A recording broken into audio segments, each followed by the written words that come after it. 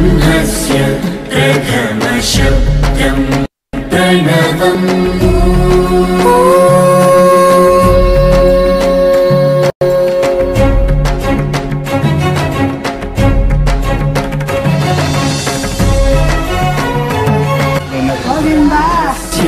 प्रथमतेजं प्रणवम्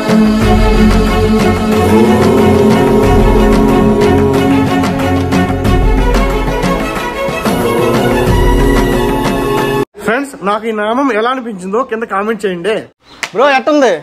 బాగుంది. గోవిందా గోవిందా. అది super. So viewers audience అంట. మేడం మీకు ఎలా అనిపించింది మేడం? చాలా బాగుంది. ఇంకోటి సాక్షాత్తు శ్రీకృష్ణదేవరాయలు కూడా తన మోకాల్ని ఇక్కడ ఆనించారంట. తిరుమలలో లక్ష్మీదేవికి ఇష్టమైన ప్రదేశాన్ని మీరు ఇప్పుడు చూస్తున్నారు. ఇక్కడ నరసింహస్వామి లింగ రూపంలో దర్శనమిస్తున్నాడు మనకి. సో వచ్చేసామండి, అక్క దేవతల గుడికైతే వచ్చేసాము. దగ్గరలోనే ఇదిగోండి మాత్రే నమః. శ్రీ లలితా సముద్రంలో ఖడ్గమాలలో అమ్మవారి పేర్లు ఉన్నాయి. బ్రహ్మి, మహేశ్వరి, కోమారి, వైష్ణవి, వారాహి, మహేంద్రి, చాముండై. ఫ్రెండ్స్ అందరూ తిరుమల వెళ్తున్నామని మర్చిపోయినట్టున్నారు. ఒక్కసారి గుర్తు చేద్దాం. గోవిందా గోవిందా గోవిందా గోవిందా. సో గుర్తు చేస్తాం, అప్పుడప్పుడు కూడా మధ్య మధ్యలో గుర్తు చేద్దాం ఖచ్చితంగా. స్మార్ట్ విహారీ అక్క మన ఛానల్ పేరు అడిగింది. ఓ సూపర్ హ్యాపీ. ఓం నమో వెంకటేశాయ. హాయ్ ఫ్రెండ్స్, అందరికీ నమస్కారం. నా పేరు Sai Kiran Hari. Welcome back to my channel. Friends ఈరోజు మనం ఈ వీడియోలో అలిపిరి మార్గాన్ని ఎక్స్ప్లోర్ చేయబోతున్నాము. ఈ అలిపిరి మార్గంలో ఎటువంటి విశేషాలు ఉన్నాయో ఈ వీడియోలో మనం పూర్తిగా తెలుసుకోబోతున్నాము. మనం ఇంతవరకు చూడటువంటి మనకు తెలియనటువంటి కొన్ని విషయాలు కూడా నేను ఈ వీడియోలో మీకు షేర్ చేయబోతున్నాను. ప్లీజ్ ఈ వీడియోని ఒక లైక్ చేసి కింద కామెంట్ చేయండి, ఎందుకంటే మీరు చేసే ఒక లైక్ నా జీవితాన్ని మార్చేస్తుంది. ఫ్రెండ్స్ అలిపిరి మార్గంలో టెంకాయ కొట్టడం అనేది ఒక శుభ సూచకం. ఎన్ని జన్మల పుణ్యమో నీకిన్ని సేవలు చేయగా, ఎన్ని జన్మల పుణ్యమో నీకిన్ని సేవలు చేయగా, ఎన్ని జన్మల పుణ్యమో నీకిన్ని సేవలు చేయగా, ఏడు కుండల దేవరా ఈ భాగ్యమంతా మాదిరా. ఫ్రెండ్స్ అలిపిరి మార్గంలో మనం మొదటగా తెలుసుకోవాల్సింది హరిదాసులు. అక్కడ చూడండి సాష్టాంగ నమస్కారం చేస్తున్నారు కదా, ఆయనే హరిదాసు. ఇక్కడ మనం కూడా సాష్టాంగ నమస్కారం చేస్తే సాక్షాత్తు ఆ శ్రీనివాసుడికి నమస్కారం చేసినట్టు అనమాట. తర్వాత శ్రీవారి పాదాల మండపం అయితే మనకు కనిపిస్తుంది. యాక్చువల్గా మేము వెళ్ళినప్పుడు అది క్లోజ్ చేస్తున్నారు. మీరు కానీ నెక్స్ట్ టైం వెళ్తే ఖచ్చితంగా ఇక్కడ శ్రీవారి పాదాలని దర్శించుకోండి. శ్రీవారి పాదాల మండపం దాటంగానే మనకి రైట్ సైడ్లో శ్రీ లక్ష్మీ నరసింహస్వామి టెంపుల్ అయితే కనిపిస్తుంది. అక్కడ లోపలికి వెళ్ళేసి ఖచ్చితంగా నరసింహస్వామిని దర్శించుకోవడం మానొద్దు. ఫ్రెండ్స్ ఇక్కడ కనిపిస్తున్న ఈ రాజగోపురాన్ని 1456 to 1489 మధ్యలో అయితే నిర్మించారంట. ఇది మధ్యలో పిడుగుపడి కూలిపోయిందంట, తర్వాత మళ్ళీ నిర్మించడం జరిగిందంట. సో ఒకసారి ఈ రాజగోపురాన్ని చూద్దాము. చూడండి ఎంత పెద్దగా ఉందో. సో ఇకైతే మనం చెకింగ్ పాయింట్ దగ్గరికి అయితే వెళ్ళబోతున్నాము. ఫ్రెండ్స్ ఇప్పుడే మనకి చెకింగ్ అయితే అయిపోయింది. అలిపిరి మార్గంలో 3వ ప్రాముఖ్యత కలిగిన ఒక పురాతనమైన పెద్ద రాతి బండ దగ్గరికి అయితే వచ్చేసాము. దీనిని తలయేరు గుండు అంటారు. ఎవరైతే ఈ అలిపిరి మార్గంలో నడుస్తుంటారో ఎవరికన్నా మోకాలు నొప్పులు వస్తాయి కదా, పెద్దవాళ్ళకి కానీ చిన్నవాళ్ళకి ఎవరికైనా సరే, అటువంటి వాళ్ళు తన మోకాళ్ళని చూడండి అక్కడ ఆనిస్తే వాళ్ళకున్న మోకాళ్ళ నొప్పులు పూర్తిగా తగ్గిపోతాయని చెప్పి. ఓం నమో వెంకటేశాయ. ఫ్రెండ్స్ యాక్చువల్గా మనకున్న ఈ ఫ్యాంట్ని తీసేసి మన మోకాళ్ళని ఇక్కడ ఆనిస్తే ఏదైనా ప్రతిఫలం ఉంటుంది. ఈ మధ్య మనం ఏం చేస్తున్నాం, పంచెలన్నీ ఇప్పేసి ఫ్యాంట్లు వేసుకుంటున్నాం కదా, ఫ్యాషన్ అయిపోయింది కదా. నేను కూడా ఆ భాగంలో చేరాను. ఏం చేయలేము, ఇలాగే అంటిస్తాను. గోవిందా గోవిందా. ఫ్రెండ్స్ ఈ తలయేరు గుండు అనేది మెట్ల మార్గంలో 45వ మెట్టు దగ్గర అయితే ఉంటుంది. ఖచ్చితంగా గమనించండి ఫ్రెండ్స్. దీన్ని మూఢనమ్మకం అనేది అనుకోవద్దండి, ఎందుకంటే దీనికి రుజువులు కూడా ఉన్నాయి. చూడండి దీనికే సార్, దీనికి ఆనించండి. సో చూడండి ఇక్కడ కొన్ని వేల సంవత్సరాల నుంచి భక్తులు తమ తమ మోకాళ్ళని ఆనిచ్చి ఆ గుర్తులు కూడా పడిపోయినాయి, చూడొచ్చు మీరు. దానికే సార్ ఆనిచ్చింది సార్. సార్ ఆనిచ్చేటప్పుడు ఒక నమ్మకం ఉండాలి సార్. ఓం నమో వెంకటేశాయ.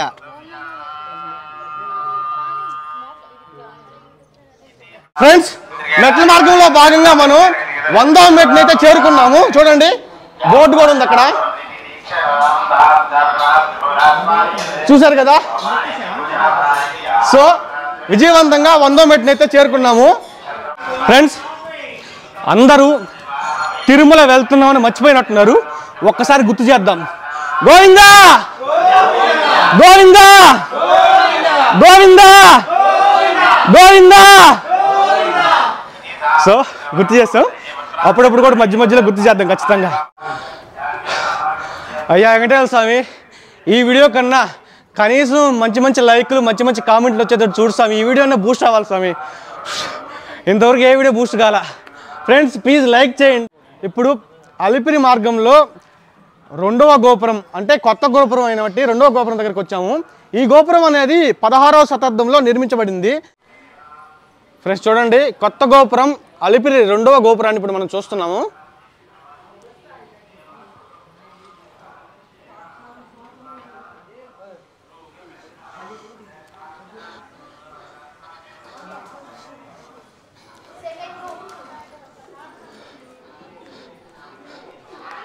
ఫ్రెండ్స్, నాకైతే ఈ గోపురాలు వచ్చినప్పుడు ఇదిగోండి ఇక్కడ చూడండి, ఇక్కడ కూర్చుంటే నాకు చాలా చల్లగా ప్రశాంతంగా అనిపిస్తుంది. కాసేపు ఇక్కడ కూర్చుందాం. ఫ్రెండ్స్, 300 మెట్లు అయితే ఎక్కేసాము. చూసారు కదా, అందరూ బాగానే వెళ్తున్నారు. మరి నాకెందుకు కలిపిస్తుంది, ఎందుకు వస్తుంది? దానికి కారణం ఉంది. ఎందుకంటే అందరూ ప్రతిరోజు ఉదయం నుంచి సాయంత్రం వరకు నిద్రపోయి, అంటే పని చేసుకొని నైట్కి నిద్రపోతారు. నా జీవితం అలా కాదండి. నా జీవితంలో నైట్ డ్యూటీస్ ఉంటాయి. నేను పనిచేసేది ఒక టోల్ ప్లాజాలో. అక్కడ కార్బన్ మోనాక్సైడ్తో కూడిన ఒక పొగ అనేది రిలీజ్ అవుతుంది. అది పీల్చడం వల్ల ఆయాసం అనేది ఎక్కువైపోతుంది అనమాట. తొందరలో ఉద్యోగం మానేయాలి. అంతా పైవాడు వెంకటేశ్వర దయ. స్వామి తలుచుకుంటే ఎంతో పని కాదు. ఇప్పుడు లేదు అందుకే, స్వామి ప్రతిరోజు నైటు ప్రశాంతంగా నిద్రపోయే ఒక ఉద్యోగం నాకు చూపించు అని మొక్కుకోవడానికి వెళ్తున్నా నేను.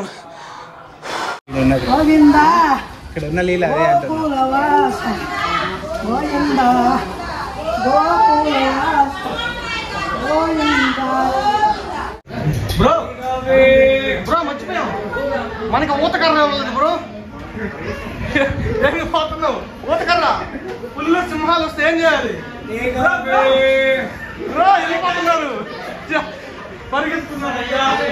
ఫైనల్లీ గాలిగోపురం దగ్గరికి అయితే చేరుకున్నాము. ఫ్రెండ్స్ చూస్తున్నారు కదా, ఇది గాలిగోపురం.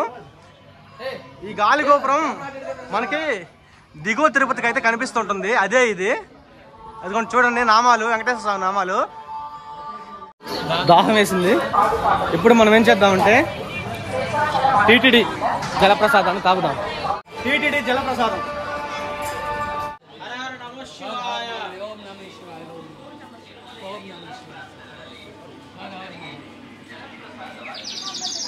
ఫ్రెండ్స్, మనకి బ్యాక్ సైడ్ కనిపిస్తుంది కదా, అది ఇంతకు ముందు జింకల పార్క్ అనమాట. అందులో చాలా జింకలు అయితే ఉన్నాయి, ఇప్పుడైతే లేవు, అన్ని అడవిలో వదిలేశారు. ఎందుకంటే కరోనా వచ్చిన తర్వాత కొద్ది రోజులు దర్శనాలు ఆగిపోయినాయి. తర్వాత మళ్ళీ దర్శనానికి వదిలేరు కదా. ఈ భక్తులు వచ్చేసి ఈ తినుబండారాలు వాళ్ళు తింటూ జింకలకు పెడుతున్నారు కదా, ఎక్కడైతే ఈ వైరస్ జంతువులకు కూడా అంటుకుంటుందో అన్న ఒక అనుమానంతో అక్కడున్న జింకలన్నింటినీ అడవిలోకి వదిలేశారు. ఇదైతే జింకల పార్క్ ఇంతకు ముందు. ఇక్కడ చూడండి, మనకి శ్రీకృష్ణ అవతారాన్ని మీకు చూపిస్తాను. ఫ్రెండ్స్, ఫైనల్గా మనం ఆంజనేయ స్టాచ్యూ దగ్గరికి అయితే చేరుకున్నాము. చూడండి, బ్యాక్ సైడ్ అయితే పెద్ద ఆంజనేయ స్వామి విగ్రహం ఉంది కదా, అదిగోండి అది. సో ఈ ఆంజనేయ స్టాచ్యూకి ఉన్న చరిత్ర అయితే నేను మీకు వివరిస్తాను. ఫ్రెండ్స్, ఇప్పుడు చూస్తున్నాం కదా, ఈ పెద్ద ఆంజనేయ స్వామి విగ్రహం దగ్గర ఇంతకు ముందు, అంటే చాలా సంవత్సరాల కిందట ఒక అమ్మాయిని హత్య అయితే చేస్తారనమాట. అంటే ఎవరో సంథింగ్ వేరే వాళ్ళు హత్య జరిగితే అప్పుడు ఈ అమ్మాయి దయ్యం రూపంలో కనిపిస్తుందని అనుమానంతో భక్తులు కంప్లైంట్ చేస్తారనమాట. అప్పుడు ఏంటంటే టీటీడీ అధికారులు ఇక్కడ మన ఆంధ్రాలో, అంటే ఉమ్మడి ఆంధ్రాలో ప్రసిద్ధిగాంచిన శిల్పకళ ఒక వ్యక్తిని పిలిపించి ఈ ఆంజనేయ స్వామి స్టాచ్యూని అయితే చెక్కించి ఇక్కడ ప్రతిష్ఠిస్తారు.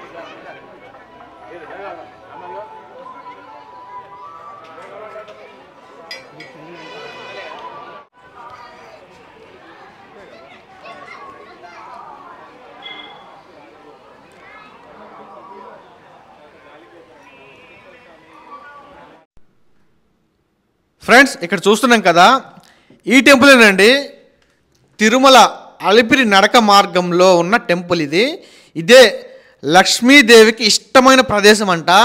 ఇక్కడైతే టెంపుల్లో కూర్చొని మనం లక్ష్మీ సహస్రనామం కానీ జపిస్తే ఖచ్చితంగా ఆ లక్ష్మీదేవి మనం వరిస్తుందన్నమాట. ఫ్రెండ్స్ ఆ టెంపుల్ బ్యాక్ సైడే మనకి నరసింహస్వామి లింగ రూపంలో మనకి కనిపిస్తాడు చూడండి. సో చూడండి, ఎక్కడ ఉండదు, నరసింహస్వామి లింగ రూపంలో మనకు కనిపిస్తాడు ఇక్కడ.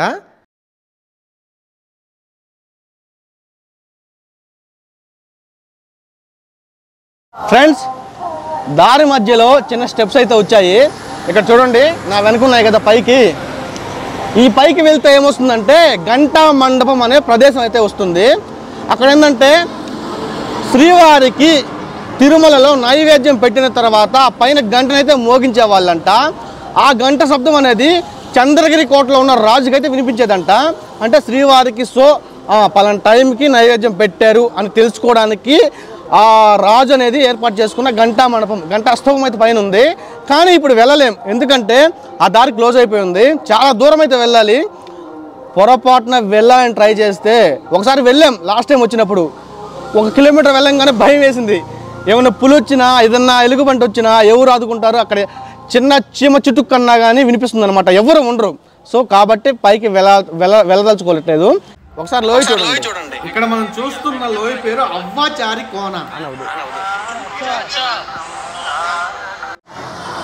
దాదాపు దగ్గరికి వచ్చేసాం అనుకుంటా. ఇకపోతే ఇంకొంచెం దూరం వెళ్ళామంటే అక్క దేవతల గుడి అయితే వస్తుంది. అంటే వెంకటేశ్వర స్వామి అక్కా చెల్లెళ్ళు ఆ గుడి అయితే వస్తుంది. మీకు ఆ గుడిని అయితే చూపిస్తాను. నడిచి నడిచి నిజంగా కాళ్ళు నొప్పులు, మోకాళ్ళ నొప్పులు, ఆయాసం. కానీ ఒకటి, ఇంతవరకు నడిచాం కదా, ఇక్కడి నుంచి ఆయాసం అనేది లేదు. అంటే ఆయాసం అయిపోయింది కదా.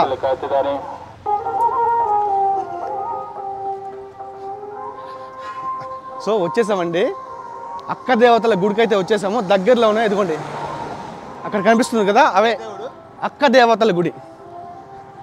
సో వెంకటేశ్వర స్వామి అక్కా చెల్లెళ్ళు, అక్క దేవతలు, గ్రామ దేవతలు. చూద్దాం బ్రో.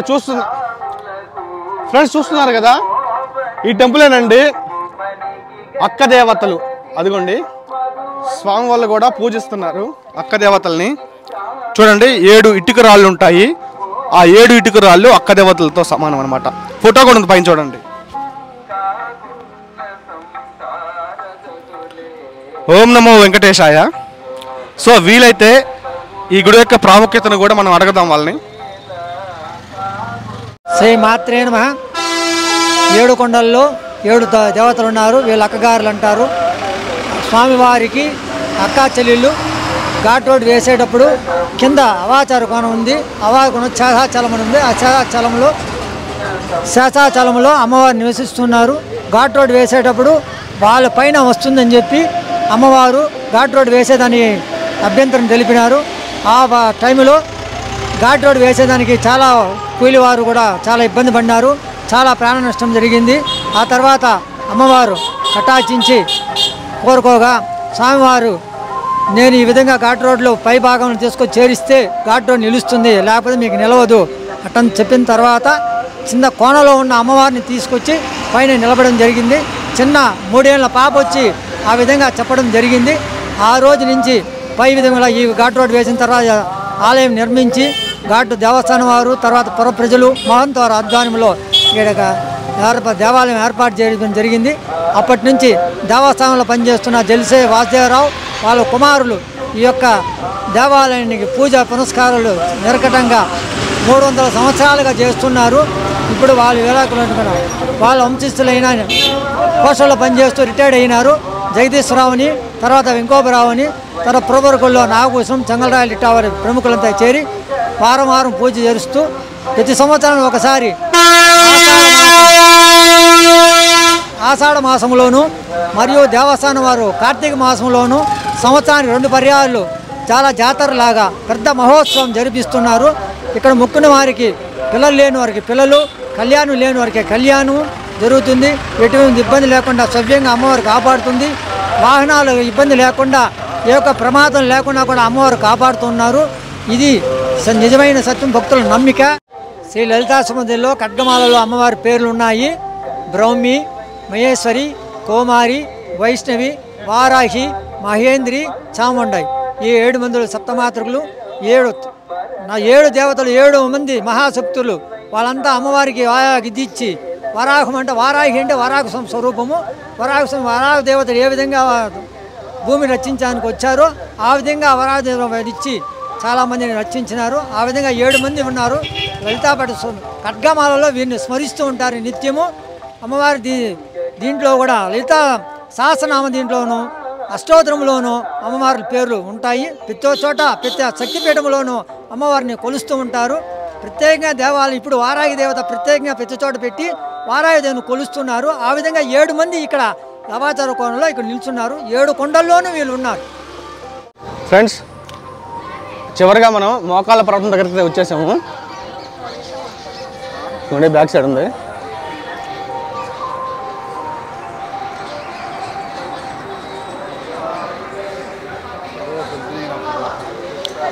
సో మోకాళ్ళ పర్వతాన్ని మోకాళ్ళతో ఎక్కడైనా ట్రై చేద్దాం. మోకాళ్ళ పర్వతంలోని మెట్లని నేనైతే ఒక 7 మెట్లని నా మోకాళ్ళతో అయితే ఎక్కాను. సో పూర్తిగా ఎక్కదాం అనుకుంటే వీడియో తీయాలి కదా. సో కాబట్టి నేను ఇంకా నడుస్తూ మీకు వ్లాగ్లో చూపిస్తాను. సో చూడండి, మెట్లు ఏ విధంగా ఉన్నాయి, నిటారుగా ఉన్నాయి. ఇంతకుముందు ఏంటంటే ఇది ఒక కొండ అంట. ఈ కొండని పాకుతూ ఎక్కేవాళ్ళంట. ఆ తరువాత ఈ మెట్లు అనేవి ఏర్పరచుకున్నారనమాట.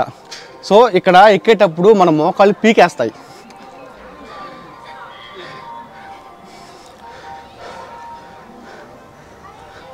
ఓ చూడండి ఇంకా పైన ఎంత ఉన్నాయో.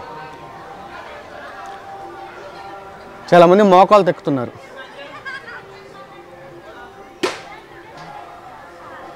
హాయ్ ఫ్రెండ్స్, అలిపిరి మెట్ల మార్గంలో చిట్ట చివరి ప్రాముఖ్యం కలిగిన ఒక ప్లేస్ అయితే చూపించబోతున్నాను. అదే భాష్యకారుల సన్నిధి. సో బ్యాక్ సైడ్ చూడండి, చిన్న టెంపుల్ లాగా ఉంటుంది.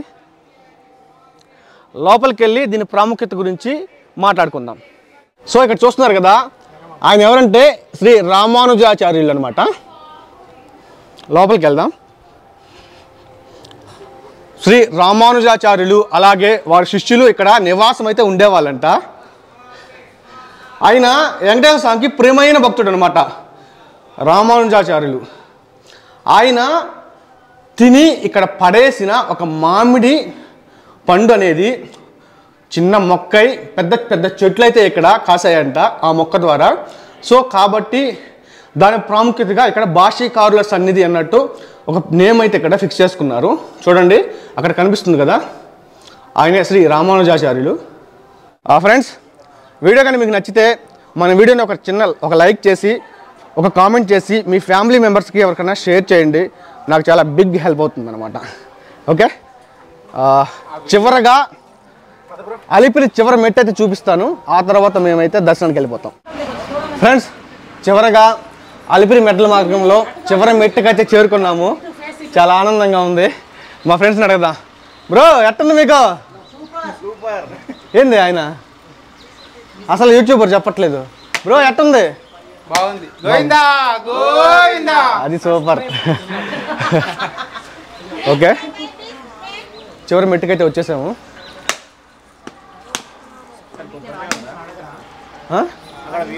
సో వ్యూవర్స్, ఆడియన్స్ అంట. మేడం మీకు ఎలా అనిపించింది మేడం? చాలా బాగుంది. ఓకే, మధ్యలో వ్యూవర్స్ సిగ్గుపడుతున్నారు. ఓకే, ఓం నమో వెంకటేశాయ. బాయ్. ఓకే, లైక్ చేయండి, షేర్ చేయండి, కామెంట్ చేయండి.